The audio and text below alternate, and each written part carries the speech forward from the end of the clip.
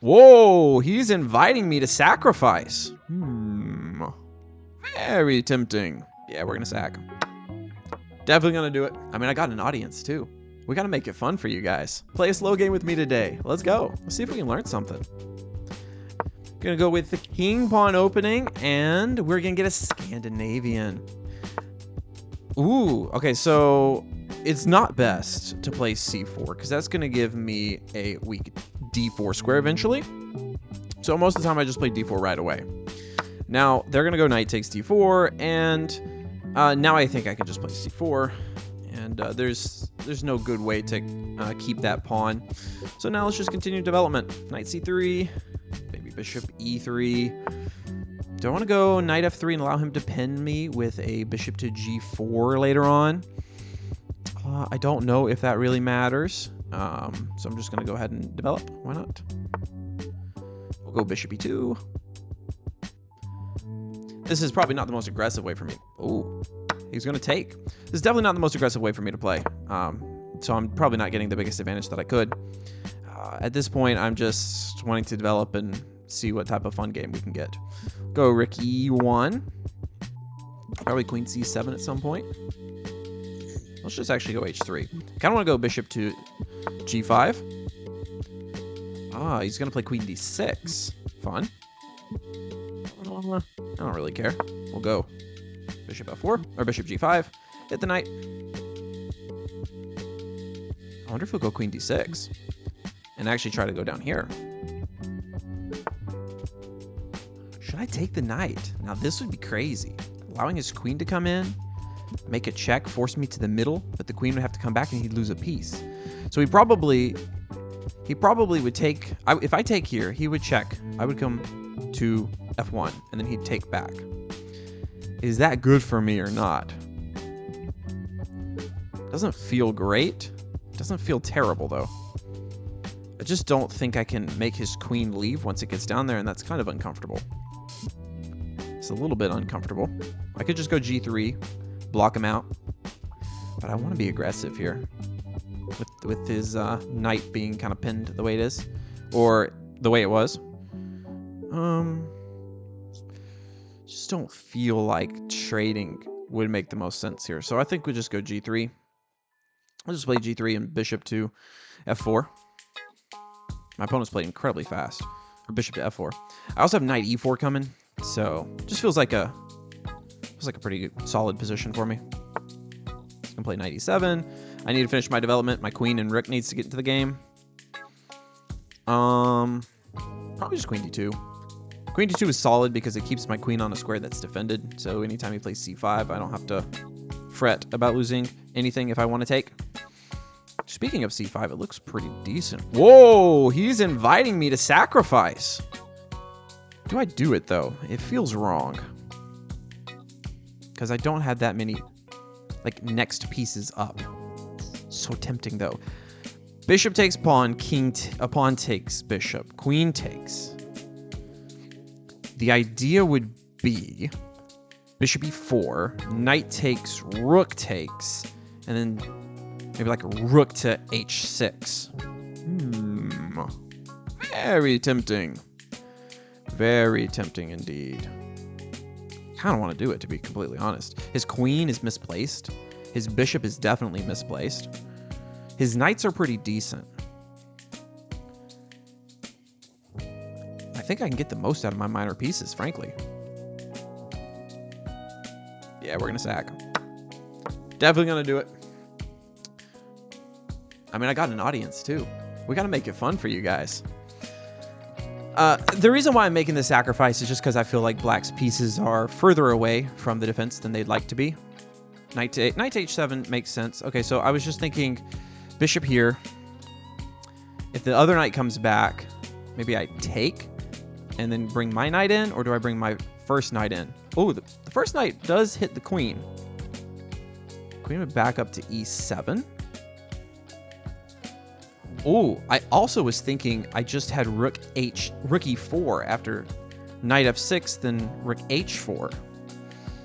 And how does he prevent my threat of just knight e4, which would fork his knight, which is defending his knight on h7, and his queen? That looks incredibly good. This also defends my D pawn, by the way.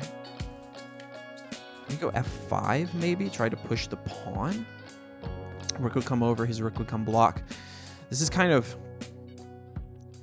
risky for him to play. No, he can't go F5 because he'd lose E6. My queen looks at that. So does my rook. So let's just go rook E4. Frankly, this looks deadly. We're going to go over here. Just got knight E4 next. That's a major threat. Also bishop E4. Because he can't take it. Because then he just gets mated. Or even if it wasn't mate, he'd just be losing the knight with check. And then I would take the other knight on E4. So this is kind of the idea. Seems hard for him to meet. Again, the reason why I made that sacrifice early on is because his queen and bishop were kind of misplaced, and I figured, hey, I can sacrifice one piece, and I still have a force advantage on the king side. I mean, I looked at this knight could come in quickly, this bishop could come in quickly, both to e4. I saw this rook could come in quickly. Seems like I made the right decision, but maybe I'm talking too early. I mean, knight e4 is a huge threat. Knight e4 is a fork on the queen and the knight can't take. And I'm threatening to take here. The knight couldn't take back because I'd have a mate. Or if some other piece was there, still couldn't take back because I would take the knight with checkmate.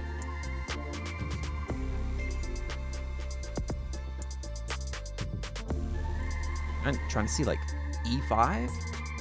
No, I just go knight e4 again. He still can't take me because of mate. He moves the queen over. I just grab the knight. It's mate.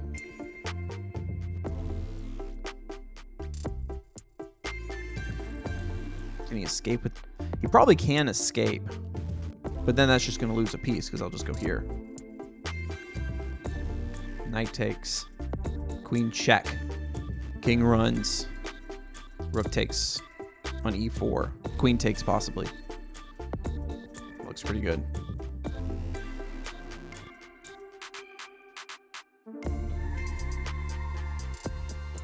Yeah, I mean, at this point, I'm kind of out of words. Seems pretty difficult. I can't move the knight on h7 ever because queen and rook batteries mate on h8. He doesn't have time to move this rook and bring the queen back. Another idea, because I'll play knight e4 after he moves the rook, and then I'll take on f6. There's a chance he just resigns here, unless I'm missing something, which I definitely could possibly be doing. Okay, so just here. It just forks the knight, which is now going to be undefended, in the queen, since the knight on f6 is defended by a pinned piece. The knight on h7. So we're attacking the knight. The knight can't take because queen takes h7 as mate. Threatening the queen. I'm also just threatening knight takes f6. Even if you defend it, takes. Queen takes. There's a pin. So I'm winning a piece. I fully expect him to resign here. This actually went pretty well. Very, very good to know. Like when you see that you can have a force advantage in one particular side of the board, sometimes sacrificing really does work out. So I don't know if it was force. I'm sure my opponent probably had some defense. I'm curious to see. We'll take a look at the game review in probably just a minute. But again, I mean, I don't see anything he can do. I'm threatening his queen. Let's just start with that. Okay. Now, do I grab on f6?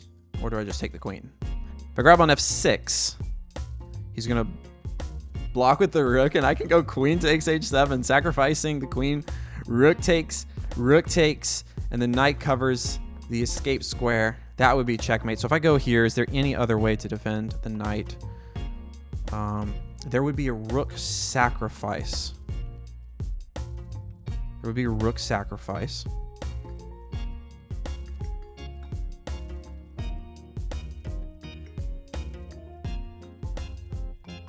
There'd be a rook sacrifice. I'd take back with my pawn. Queen would take. My bishop would drop back. Bishop, queen would check me. King would move over. There's no queen f4. I'm so tempted to just go knight to f6. I just think I'm winning the game. Obviously, I could just take the queen and finish. This is the ultimate question. Do you go for a mate or do you just take the material? I mean, oh, I'm an idiot. There's also queen takes f6 with check. Yeah, it's all over, man. I just really want to go knight takes f6, but look, I know probably knight takes f6 is forced mate, but I frankly just want to play. I just want to play quick, win the game. Just gonna grab the queen. It's gonna be GG. Knight takes f7 is the threat, and yeah, that's what he's gonna do. So I'm just gonna go takes here, and that should be GG. Still hasn't resigned yet.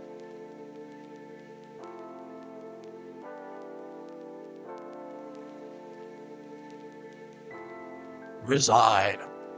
No, don't resign. Let's see. Let me show you how to get the checkmate. Stay on for the cameras. Nah, you're just gonna resign. Okay. Hey, I'm pretty proud of that. Let's take a look at that game review. Generally, I'm proud of games where I feel like I used some sort of knowledge that's not common to be able to win a game. So I feel like the sacrifice, while it may not have been definitively working, which it definitely looks like potentially doesn't happen. I know you don't see the full game, the full graph yet, but let's take a look at this. Let's take a look real quick. But practically, it just gave me great chances. So okay, we've got ourselves kind of a normal position here. Just played developing moves, castles, just brought my pieces out, and then this kind of interesting maneuver from black, where I just kind of feel like white is ahead in development. It's just gaining extra time. And really, should I have taken on f6? Nah, g3 was good. I felt like g3 was good because I'm always having bishop f4 later on. I'm always having, oh my god, I just realized I blundered a piece. I blundered winning a piece. I can see it already. It's after knight d7, bishop f4. Yep, I saw it. I saw it just now. Missed that move. I missed it. That would have been a free piece. Right? Wait a second. If I go here, pawn. Wait, let's just make the moves. Is this the right move? e5. Because the point is, if the queen moves anywhere, I just grab the bishop. e5. And okay, so I'm wait, yeah, you can go knight takes, because wait, no, you can't. What am I saying? Why would you do that? Just take here. Oh, that's why, because after rook takes and you go rook a takes, you don't have enough pieces pressurizing e5 to take it. And if I move my knight on f6, I lose my d7 knight. So here takes would have been winning. Okay, I don't feel so bad, but yeah, I should have seen bishop f4. That would have been obvious. And queen d2, so I missed my chance. And now I sacrificed, and it's a blunder. And like I said, there might be a way for black to defend, but it's practically difficult. And in a fast game like this, a blitz game, this is a blitz game. In real life, this would be considered a blitz game for FIDE or for USCF. Takes, and I'm the one that just has all the pressures. Queen's misplaced, and yeah, just one quiet move like knight h7, the game is over. And I remember calculating rook e4. I remember, like, what happens if he doesn't do it? Can I go in here and then bring my bishop or rook in? And it turns out that was the case. Let's see what could have happened, though, if rook to e8, just out of curiosity. I probably would have played knight e4. I was debating between that and bishop e4. Obviously, I'm threatening a piece. So the computer is saying best is queen e7. So he can actually bring the pieces back in time. That makes sense. Now maybe like queen g5 check. How do I get my pieces in? Yeah, there's a little bit of a bottleneck here. There's definitely a bit of a bottleneck.